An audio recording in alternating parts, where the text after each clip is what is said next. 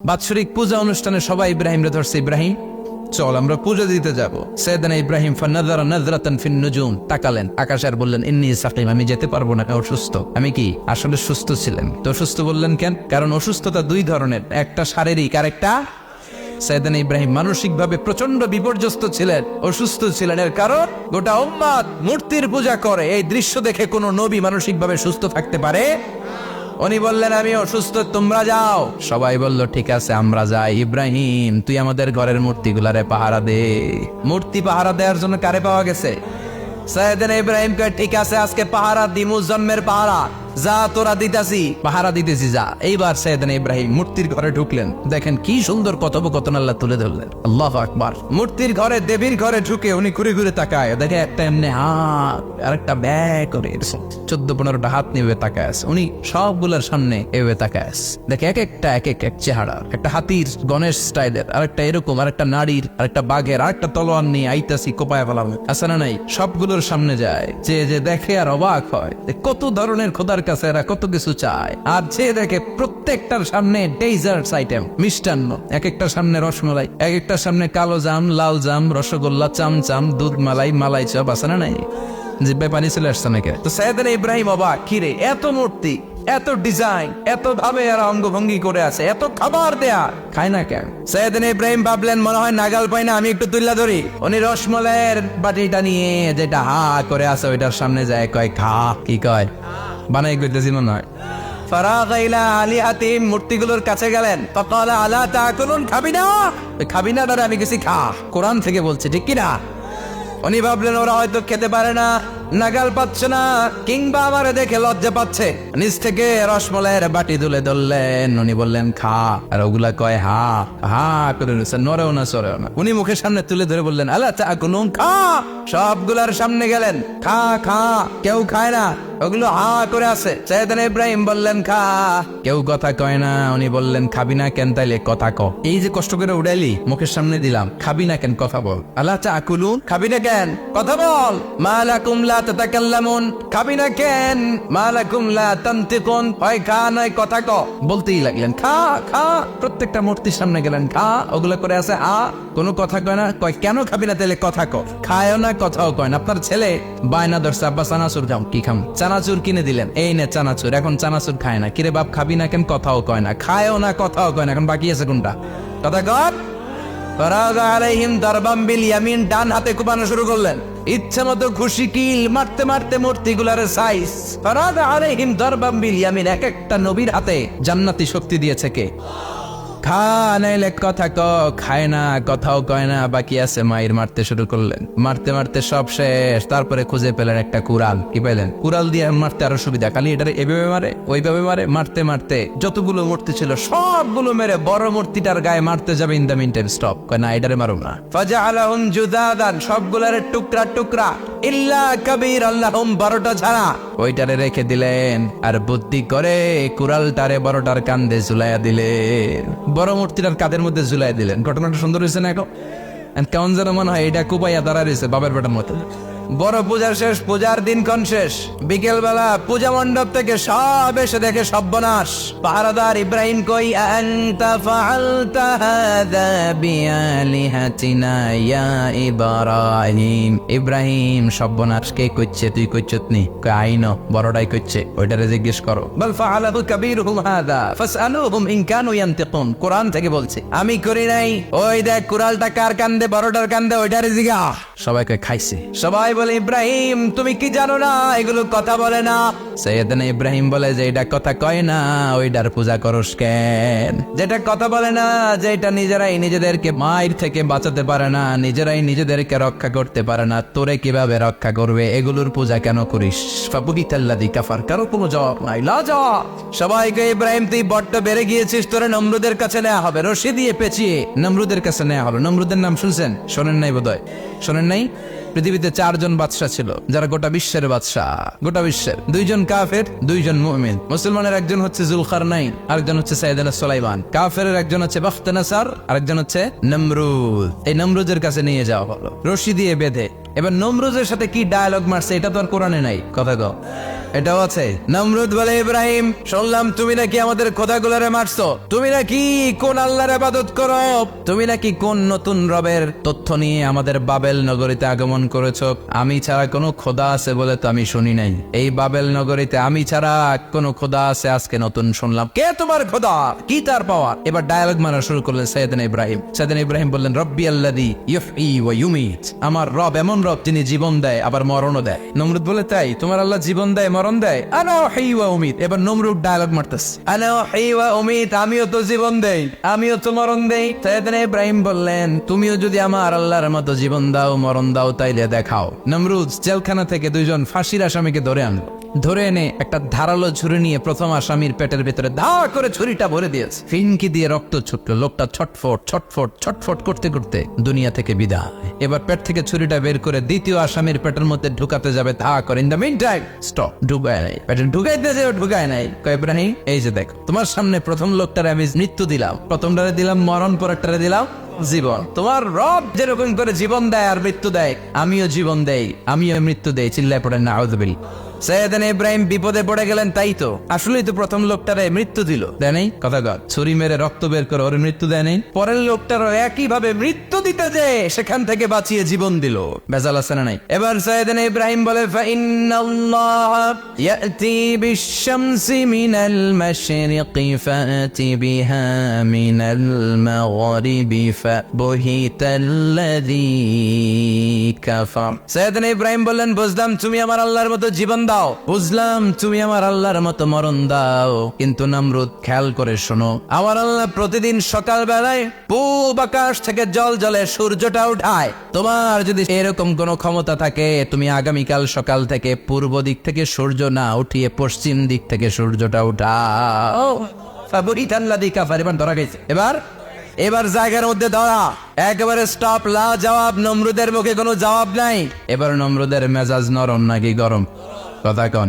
গরম মেজাজ নিয়ে কয়, হাররিকু, এটারে আগুনে জ্বালা, এটারে আগুনে ফেল। নমরুদ বুঝে নাই যে আগুনের মালিক কে। বিশাল আগুনের কুণ্ডলি পাকিয়ে সাইয়েদনা ইব্রাহিমকে আগুনের মধ্যে ফেলে দেয়া হলো। হাতের মধ্যে রশি, পায়ের মধ্যে রশি, সারা দেহের মধ্যে রশি পেঁচিয়ে আগুনের কুণ্ডলিতে ফেলে দেয়া হলো। মুহূর্তের মধ্যে আগুনের প্রজ্বলন শক্তি ওই রশিগুলোকে জ্বালিয়ে পুড়িয়ে সারখার করে দেয়, কিন্তু সাইয়েদনা ইব্রাহিমের দেহের একটা পশমও জ্বালায় না। যে রশি দিয়ে টাইট করে পাচ্ছে, ওনার দেহের সাথে লাগানো টাচ করা রশি, ওই রশি জ্বলে যায়, কিন্তু সাইয়েদনা ইব্রাহিমের পশম জ্বলে না। চিল্লায় পড়েন আল্লাহু আকবার। সাইয়েদনা ইব্রাহিম বসে রইলেন। নমরুদ কয়, আরো আগুন জ্বালা, এলাকার বড় বড় গাছগুলো, তক্তাগুলো কেটে আগুনের কুণ্ডলিতে ফেল। তক্তা লাকড়িগুলো আগুনের কুণ্ডলিতে ফেলা মাত্র দাউ দাউ করে লাকড়িগুলোকে, তক্তাগুলোকে আগুন জ্বালিয়ে দেয়, কিন্তু সাইয়েদনা ইব্রাহিমকে জ্বালায় না। সুবহানাল্লাহ। আগুনের মালিক কে? ওই আল্লাহ আজও আছে না নাই? তিনি আগুনরে অর্ডার করলেন, সৃষ্টির শুরু থেকে তোকে একটা ধর্ম দিয়েছি, সব জ্বালিয়ে দেয়া, পুড়িয়ে দেয়া, আজকে কয়েকদিনের জন্য তোর ধর্মটাকে আমি স্টপ করে দিলাম। চিল্লায় পড়েন আল্লাহু আকবার। قلنا يا نار كوني بردا وسلاما على إبراهيم। আল্লাহ বললেন, আগুন খবরদার, আমার ইব্রাহিমের গায়ের যেন পশম না পুড়ে যায়, কারণ ইব্রাহিমের সন্তান হবে ইসমাইল, আর ওই ইসমাইলের বংশে আমি পাঠাবো আখিরি জামানার পয়গম্বর। ইব্রাহিমের জন্য কিছু না হয়, কোন ইবারদা, ঠান্ডা হয়ে যা, কি হয়ে যা, কিন্তু এত বেশি ঠান্ডা পাবি না যাতে ইব্রাহিমের সর্দি না লেগে যায়। সুবহানাল্লাহ। আগুন বলে, আপনি বললেন কোন ইবারদা, ঠান্ডা হ, আবার কোন এত ঠান্ডা হবি না যাতে সর্দি না লাগে, কেমন ঠান্ডা হবো? আল্লাহ বললেন, সালামান আলা ইব্রাহিম, সালাম হয়ে যা, শান্তির গুলবাগিচা হয়ে যা, এয়ার কন্ডিশন নাতিশীতোষ্ণ হয়ে যা। চিল্লায় পড়েন আল্লাহু আকবার। 40 দিন ছিলেন এই আগুনের কুণ্ডলিতে, কিচ্ছু হয় নাই। সুবহানাল্লাহ পড়বেন না? শেষ জীবনে উনি ওনার নাতিপুতিদের সাথে গল্পের সময় বলতেন যে আমার জীবনে সবচেয়ে আরামদায়ক সময় কাটিয়েছি আমি ইব্রাহিমের আগুনের, নমরুদের আগুনের কুণ্ডলির ভেতরে থেকে। চিল্লায় এখন সুবহানাল্লাহ। তার মানে পুরো আগুনের কুণ্ডলির গোলবাগিচা বানিয়ে দিয়েছে কে? ওনার জীবনের শ্রেষ্ঠ সময় নাকি এটা? সবচেয়ে আরামসে নাকি কাটিয়েছে এই আগুনের কুণ্ডলির ভেতরে। চিল্লায় পড়েন আল্লাহু আকবার। এবার আল্লাহ ডেকে বলেন, নমরুদ অনেক হয়েছে, আর না, অনেক চান্স তোমারে দিছি, আমি অনেক ছাড় দিছি, মাগার ছেড়ে দিব না। আল্লাহ কি দেয়? ছাড় দেয়, ছেড়ে দেয় না। মনে থাকবে, আল্লাহ বলে, তোরে মারতে আমার কামান লাগবে না, গোলা লাগবে না, ফেরেশতা লাগবে না, তলোয়ার লাগবে না, নমরুদ তোরে মারবো আমি ল্যাংড়া মশা দিয়া। ফারসালাল্লাহু তাআলা বাউদা, আল বাউদাতু জুনদুম মিন জুনুদিল্লাহ। এই মশাগুলো আল্লাহর সৈনিক। কথা কন, এই মাছিগুলো আল্লাহর সৈনিক, এই সাপ আর ব্যাঙগুলো আল্লাহর সৈনিক, এই বাতাস আল্লাহর সৈনিক, এই মাটি আল্লাহর সৈনিক। মাটি যদি কাঁপাকাঁপি শুরু করে বসে থাকা যাবে? কথা কন, ভূমিকম্প হইলে সব দৌড়াদৌড়ি আছে না নাই? আগুন লাগলে দুর্ঘটনা আছে না নাই? বাতাস যদি 70 থেকে 80 কিলোমিটার বেগে ছুটে আসে দুর্ঘটনা আছে না নাই? ফারসালাল্লাহু বাউদা, আল্লাহ একটা ল্যাংড়া মশা পাঠালেন। এই ল্যাংড়া মশা নাকের ভেতর দিয়ে ঢুকে মস্তিষ্কের মাঝখানে যে কামড়াতে শুরু করেছে। মশার কেমন খাইছেন না আপনারা? শীতকালে যখন আমরা কম্বল মোড়া দিয়ে ঘুমাই, কানের সামনে নমরুদরে পূজা করতো আর বলতো নমরুদ সবচেয়ে বড় খোদা, নমরুদ সবচেয়ে। এখন খোদা কি করে? ড্যান্স দেয়, চিল্লা এখন কি দেয়? এবার নমরুদ বাঁচার জন্য মাথার মধ্যে আঘাত করে, কিন্তু মশা বের হয় না। চিল্লায় আওয়াজ করে উত্তরে বলেন, মশা ঢুকছে কার অর্ডারে? এই মশা বেরোবেও কার অর্ডারে? মাথার মধ্যে আঘাত করে, খুশি মারে, কিল মারে, কিন্তু মশা বের হয় না। এবার আশেপাশের যারা আছে খাদেম খুদ্দাম কয় তোরাও খুশি মার। খাদেম খুদ্দাম মনে মনে কয় আজীবন অনেক মারছস, আজকে আমরা মারুক। সুযোগ পায়া কিলের উপর কিল আর খুশি। আজীবন অনেক কাজ করাইছিস আমাদেরকে দিয়ে, অনেক জুলুম করেছিস, আজকে সুযোগ পাই ইচ্ছে মতো মাইরা লই। খাদেম খুদ্দাম ওরাও কিল খুশি। ঘুষাইতে ঘুষাইতে চেহারার মানচিত্র পাল্টাই দিছে, মাগার মশা বের হয় না। এই মশা ঢুকছে কার আদেশে? কথা কন, এই মশাটা যদি বেরোতে হয় অর্ডার লাগবে একজনের। চিৎকার করে বলেন, চিনি কে?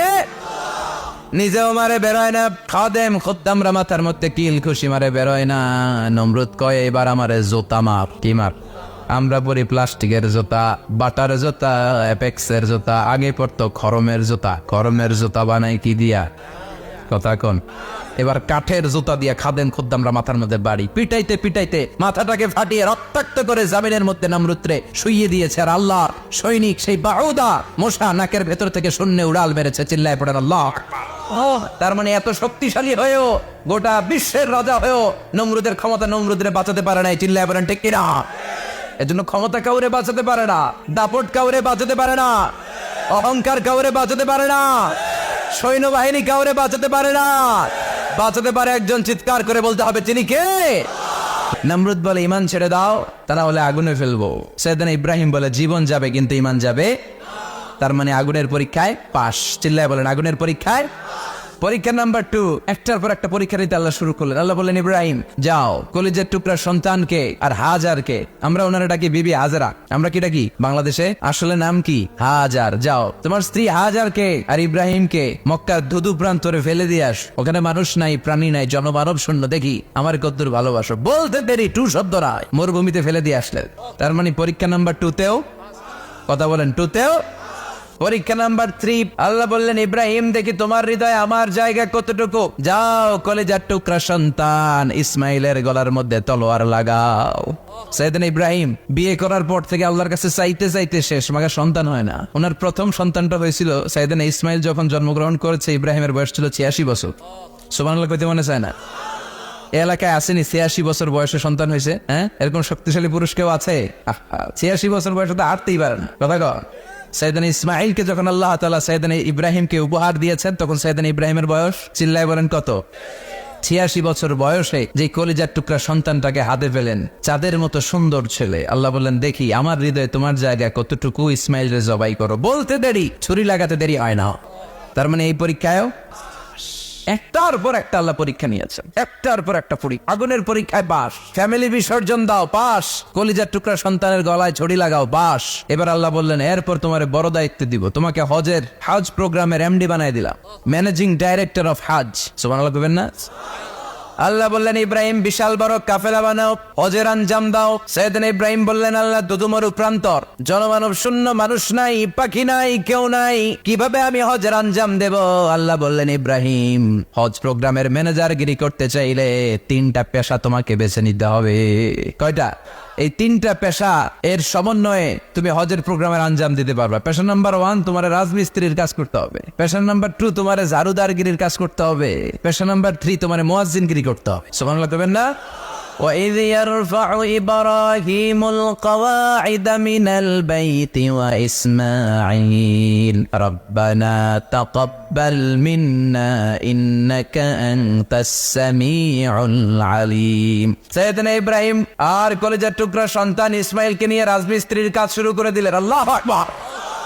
কাবা ঘর ভেঙে চুরমার, বাপ বেটা মিলে রাজমিস্ত্রির কাজ, পাথর কেটে কেটে বাপ বেটা মিলে কাবা ঘর বানায়। পেশা নাম্বার 1 শেষ। পেশা নাম্বার 2 ঝাড়ুদারগিরি। পেশা নাম্বার 2 কি? আল্লাহ বললেন তাহহিরা বাইতিয়া লিত-তাইফিনা ওয়াল আকিফিনা ওয়ার রুকাইস সুজুদ।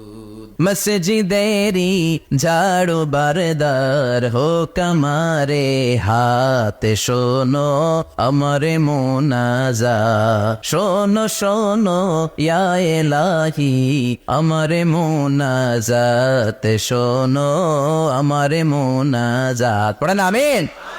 আল্লাহ বললেন তাহেরা পরিষ্কার করো মানে ঝাড়ু দাও, বাইতি আমার কাবা ঘর, লিত্তাইফিনা তাওয়াফকারীদের জন্য, ওয়াল আকিফিনা ইতিকাফকারীদের জন্য, ওয়ার রুকআইস সুজুদ রুকুকারীদের জন্য, সিজদাকারীদের জন্য ঝাড়ু দাও। বাপ বেটার রাজমিস্ত্রিগিরি শেষ, এবার ঝাড়ুদারগিরি শুরু। সুবহানাল্লাহ বলেন।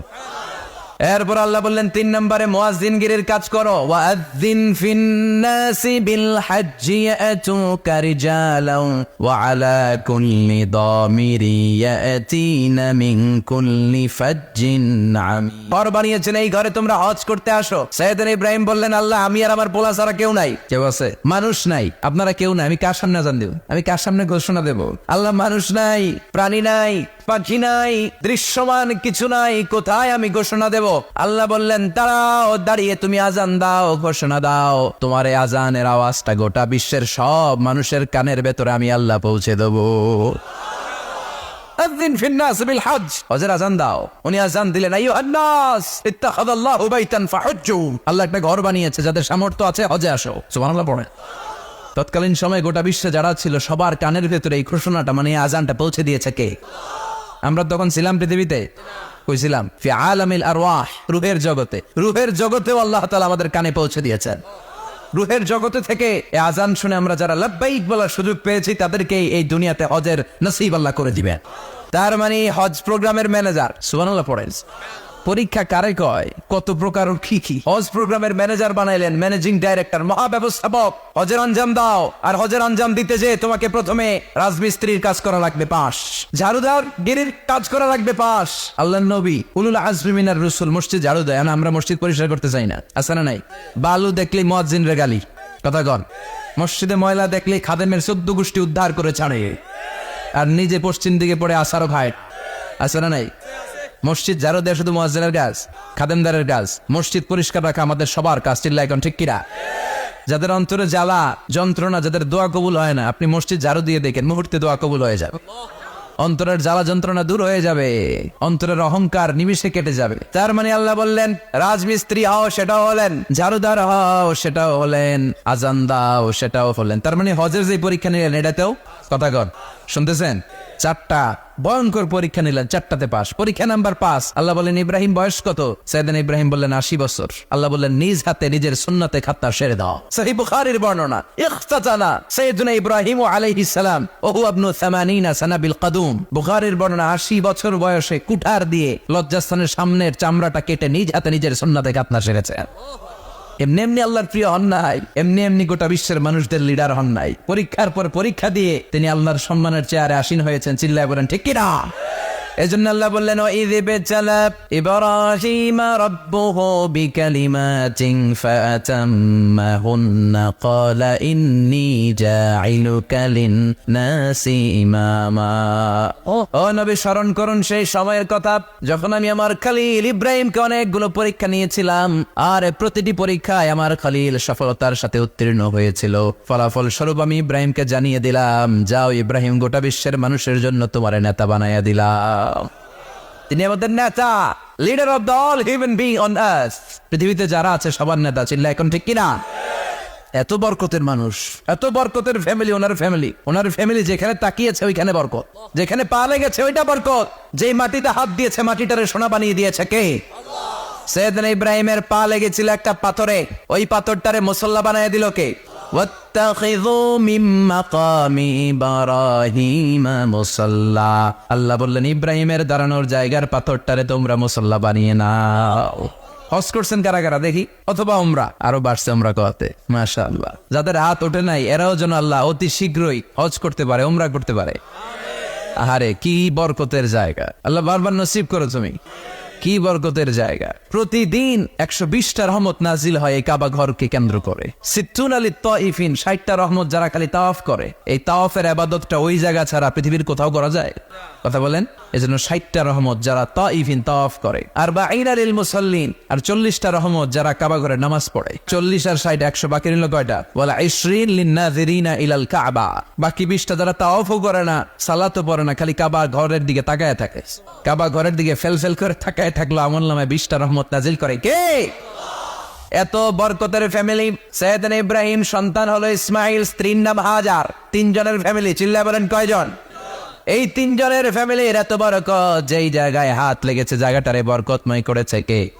যেখানে পা লেগেছে বরকত দিয়ে ভরে দিয়েছে কে? সাইয়েদনা ইব্রাহিম রাজমিস্ত্রিগিরি যখন করতেছিলেন, বানাতে বানাতে আর নাগাল পায় না। আল্লাহ বলে এই পাথরটার উপরে দাঁড়াও। উনি দাঁড়ালেন। এবার যতটুকু উপরে ওঠা লাগে পাথরটা অটোমেটিক্যালি উপরে উঠে যায়, যতটুকু নামা লাগে অটোমেটিক্যালি নিচে নেমে যায়। পৃথিবীর কোন পাথরে আপনি ইচ্ছা মতো লাথি মারলো এখানে পায়ের দাগ পড়বে না। সাইয়েদনা ইব্রাহিম ওখানে দাঁড়ানোর সাথে সাথে উনার ফুটপ্রিন্ট পাথরের মধ্যে লেগে যায়। কাবা ঘরের পাশে গোটা বিশ্বের মানুষের কাছে চিরম্লান করার জন্য, চিরস্মরণীয় করে রাখার জন্য কাবা ঘরের পাশে আল্লাহ এই পাথরটার স্থান দিয়েছেন। মাকাম ইব্রাহিম। বিশ্বনবী তাওয়াফ করার পরেই ওই জায়গায় 2 রাকাত নামাজ পড়তেন। আপনারাও যারা হজ উমরা করবেন, তাওয়াফ করার পরেই মাকাম ইব্রাহিমে 2 রাকাত সালাত পড়া সুন্নাত। তার মানে পা লাগছে, ওইটা হয়ে গেছে আমগো মুসাল্লা। সাইয়েদনা ইব্রাহিমের পা যেখানে লাগছে ওইটা আমাদের কি? সুবহানাল্লাহ কইবেন না? আর ওনার ছেলের পা যে জায়গায় লাগছে ওটা হয়ে গেছে জমজমের কুয়া। ছোট্ট বাচ্চা ইসমাইলকে রেখে দিয়ে আমরা যারা বলি বিবি হাজেরা, আসলে হাদিসের ভাষায় হাজার, তিনি সাফা পাহাড় থেকে মারওয়া পাহাড়ে দিলেন দৌড়। কোথায় পানি? পানি নাই। মরুভূমির বালির মধ্যে সূর্যের তাপ যখন পড়ে যায়, মরিচিকার মতো ঝলসানির একটা দৃশ্য ভেসে ওঠে, মনে হয় সাগরের পানি, আসলে পানি নাকি। তিনি সাফায় যায়, যে দেখে পানি নাই। মারওয়াতে যায়, যে দেখে পানি নাই। পানির সন্ধানে হাজার আলাইহিস সালাম 7 বার 2 পাহাড়ের মাঝখানে দৌড়াদৌড়ি করলেন। ওই পাহাড়ের মাঝখানে এই মহিলার পায়ের ছাপ লেগে গেল।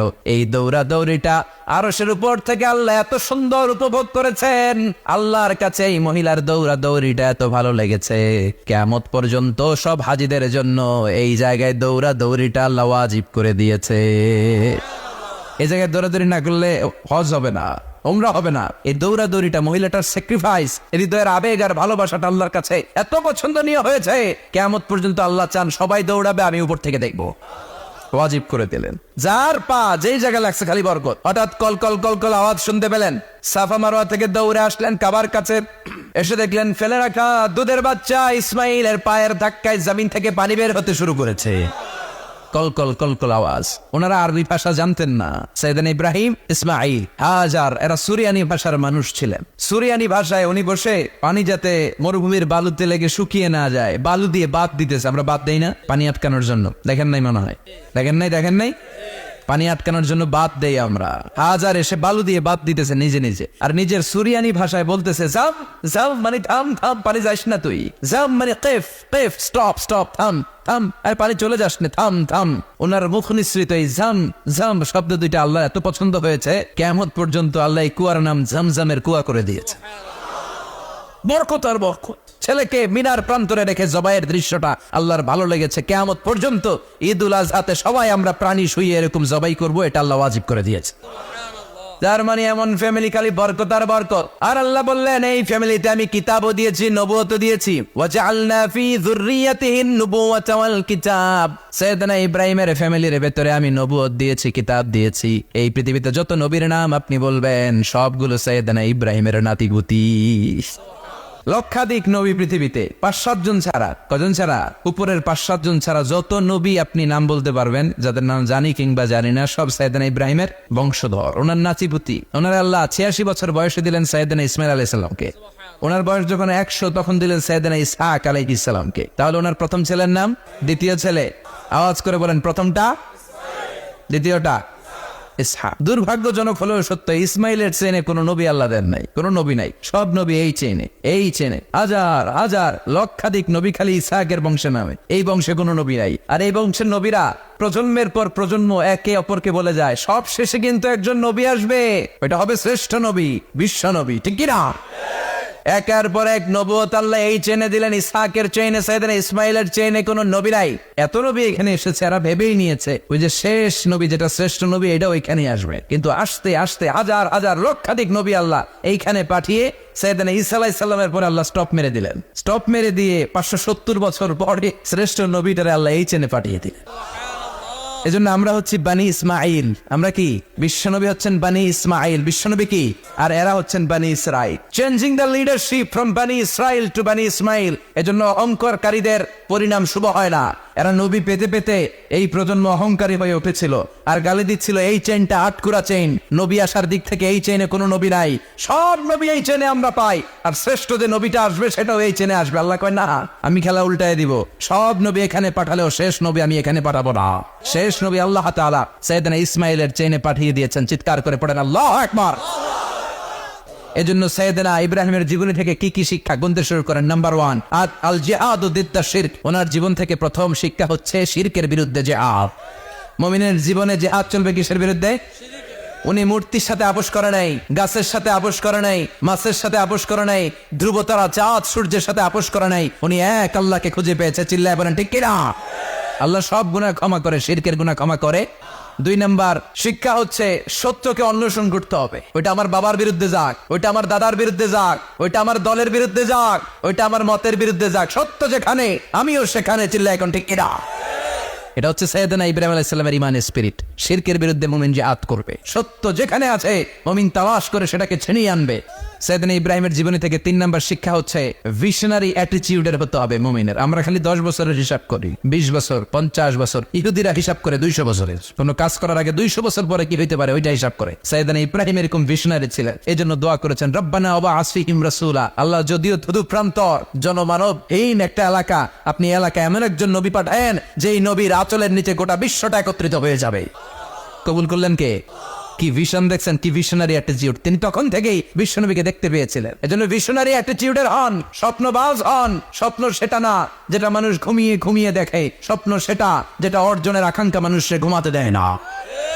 এটা ছিলেন সাইয়েদনা ইব্রাহিম, ভিশনারি অ্যাটিটিউডের ছিলেন। 4 নাম্বার শিক্ষা, যোগ্য প্রজন্ম তৈরি করে যাওয়া। উনি কি প্রজন্ম তৈরি করছে দেখেন। প্রথম ছেলে ইসমাইল, দ্বিতীয় ছেলে ইসহাক। ইসহাকের চ্যানেলে বানি ইসরাইলের সব নবীরা আসলো, আর এই চ্যানেলে বিশ্ব নবী আসলো। তার মানে বাপকা বেটা সিপাহিকা ঘোড়া। প্রজন্ম তৈরির দরকার আছে না নাই? শিরকের বিরুদ্ধে লড়াইয়ের দরকার আছে না নাই? আর নবীদেরকে মডেল হিসেবে মানার দরকার আছে না নাই? আমাদের মডেল কি কবিরা না নবীরা? নায়করা না নবীরা? নেতা নেত্রীরা না নবীরা? আমরা যেন নবীদেরকে মডেল হিসেবে মেনে জান্নাতে উপযুক্ত হতে পারে। আল্লাহ তুমি তৌফিক দান করো।